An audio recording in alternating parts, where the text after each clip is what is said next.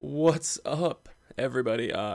Drulk here for our next video in our series talking about things regarding mental health and kind of everything within that.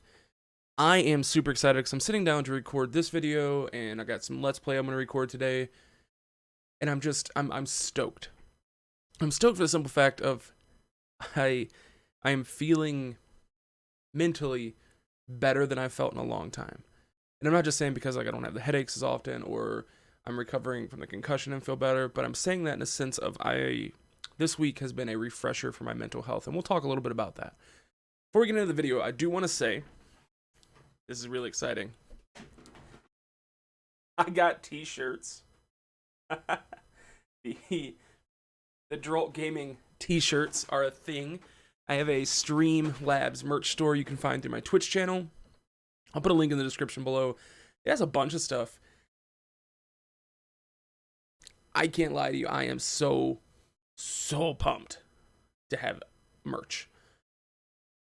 I own one t-shirt of me now, and that's exciting. And I will say, you'll see right here, if you haven't met her yet, that's Safi. Safi is the feline protector of the house. She also hangs out up here sometimes when I record, and I like to put her, I don't know my lefts and rights, I like to put her on stream because she's awesome. So, today we're going to talk about self-care. First episode we talked a little bit about knowing your own triggers, your own warning signs. Now we're going to talk about self-care, because it's not an easy topic. And I say that coming from a standpoint of, for most 95% of my life, I have not practiced healthy self-care. And that is a hard thing to say. It's hard to admit to someone, especially to the internet, that you have not appropriately and successfully taken care of yourself. I mean, I'm supposed to be an adult. I'm supposed to be able to provide for myself, take care of myself. But ultimately, I have failed at that. And this is where I'm going to be brutally honest with you guys. And I'm going to put myself out there, because I think a huge part of having any discussion about mental health is being open to being vulnerable. And I'm not asking you to be super vulnerable with your situations and with your life. No. What I'm saying is, I hope that you can find a way to be a little more open. Me, I am way too open at times with things. And sometimes that's great, sometimes it's not. Trying the bang froze rose. Need a little kick in the boot to go today. Here we go. So, within self-care, what is self-care?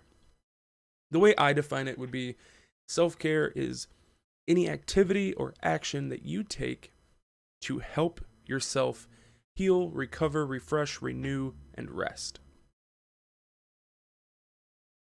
For some people, self-care could be sitting quietly, meditating.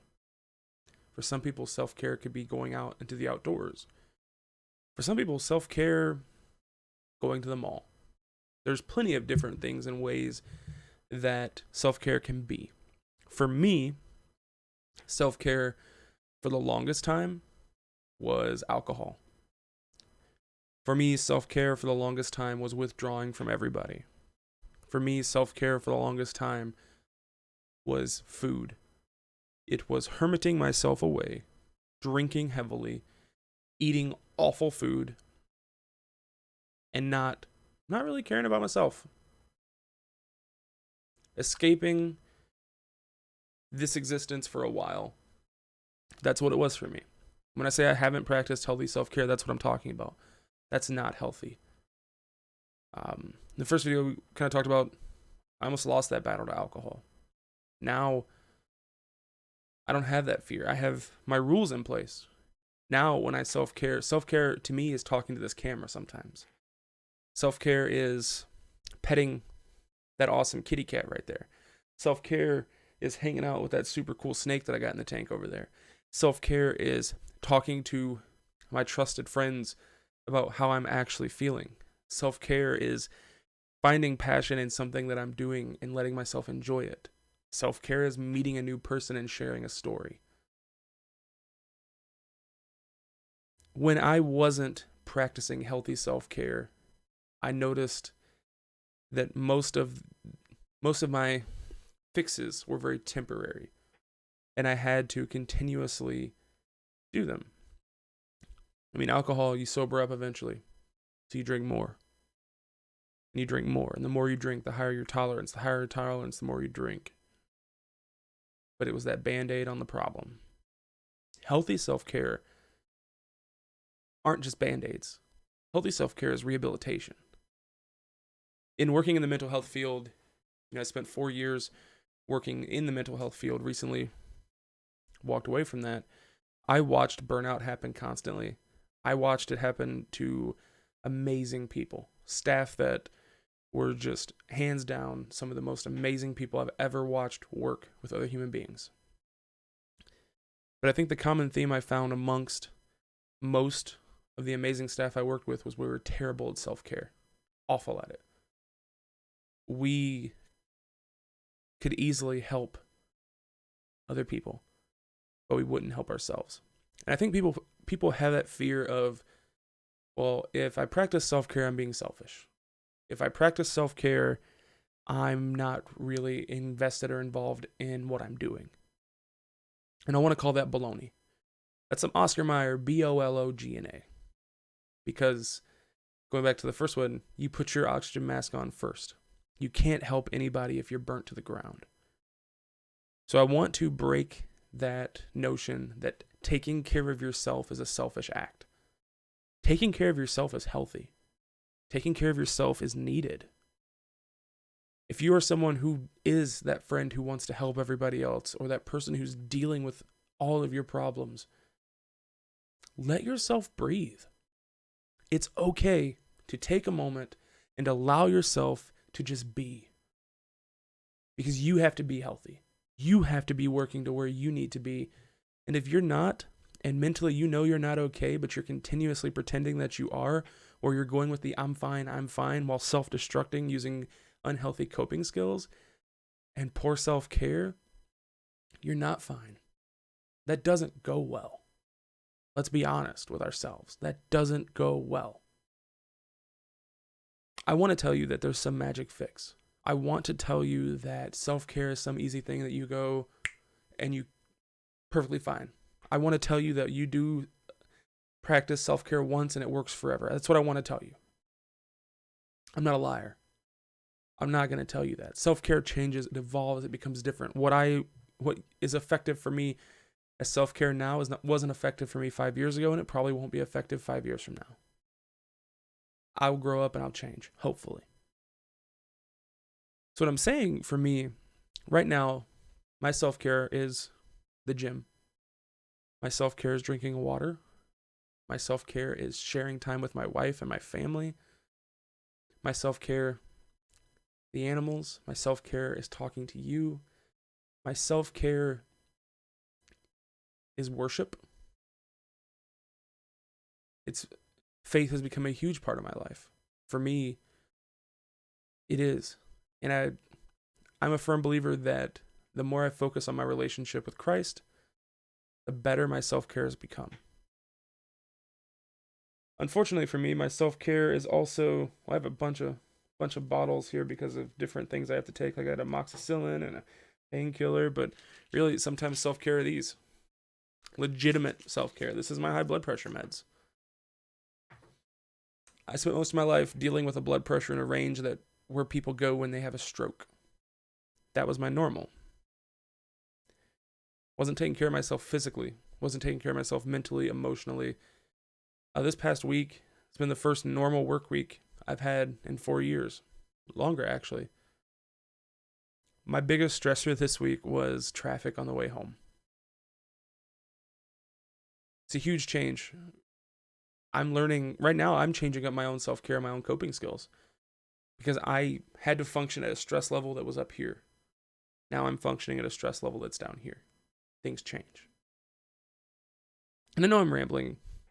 And the hard part with self-care is it's so much about you.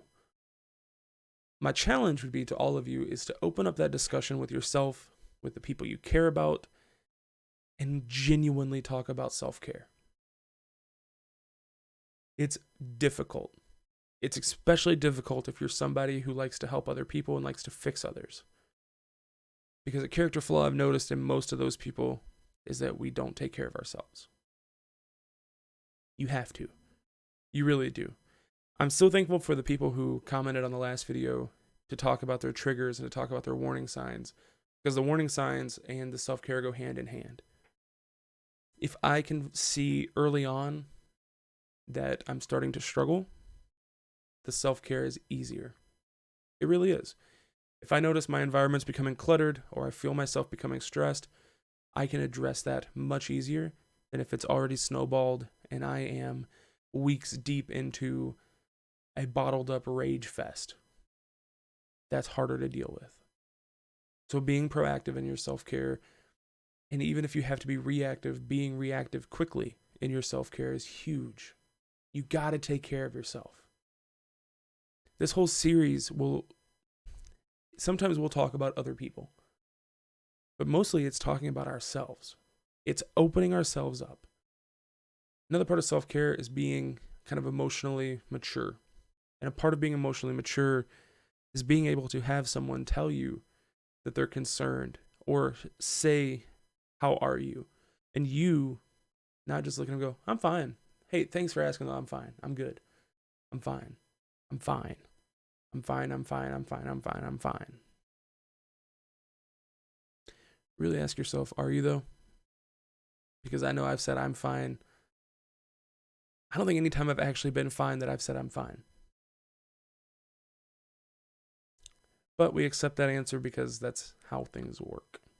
And we accept that, no, okay, I'm fine. Don't worry about it. I'm fine. And we don't check in. Check in with each other. Talk with each other. Communicate about this. If you don't have someone you feel comfortable talking to about your self-care, I always would encourage seeking professional help. Seek an actual therapist, someone who is trained legitimately, doctorally, I don't know if that's the right word. They're educated. Seek that out. If you are on the fence of like, should I go see a therapist? Should I not? Go. Maybe you'll see that that's what you need to get you started in a good direction. Reach out to friends. Talk to people that you love and care about. Because honestly, those are the people who, if there's a genuine relationship there, you're not a burden. And your problems don't weigh down the others. And I thought that for the longest time too. I thought if I shared what was going on with me and I shared how I was feeling and thinking, I was a burden. I learned very quickly when I started opening up and being honest, the friends who genuinely cared about me, if anything, they were more relieved, because sometimes just knowing what's going on changes everything. But that's up to you to decide. With all of this, I can't force you to or make you do anything. If you want to have those conversations about self-care, you can have them with me. You can have them with another friend, family member, trained, qualified medical professional. Have the conversations, though. Push yourself outside your comfort zone a little bit and start making that progress to being open. That's my challenge to you. Thank you so much for watching this. This series, I was overwhelmed with the replies that I've gotten from the first episode. I really was. I am floored by all of you for supporting this and for engaging with it. Because this is tough stuff. This isn't easy. If you have a topic you would like me to talk about, shoot me a message, drop me a comment, do all that. Share the video if you would like to share it. I want to be able to reach people. Sometimes hearing another actual real life human being, I mean, although I technically am a bear, just looks like a human, but kind of a human, you know what I'm saying. Sometimes just having that connection starts everything. It's up to you. Let me know what you think in the comments below. Thumbs up the video if you liked it, because YouTube likes thumbs ups. If you didn't like it, thumbs down. But all I ask is if you don't like the video and you thumbs it down, will you give me the opportunity to improve by putting a comment below as to why or what led you to thumbsing it down? Because that's a discussion I really want to have.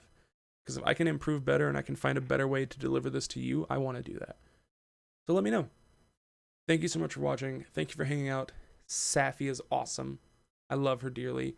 She's been chilling up here most of the afternoon, and she's wonderful. So to head out, I'm going to just show you her. Let her be awesome. Until next time, I'll see ya. Bye.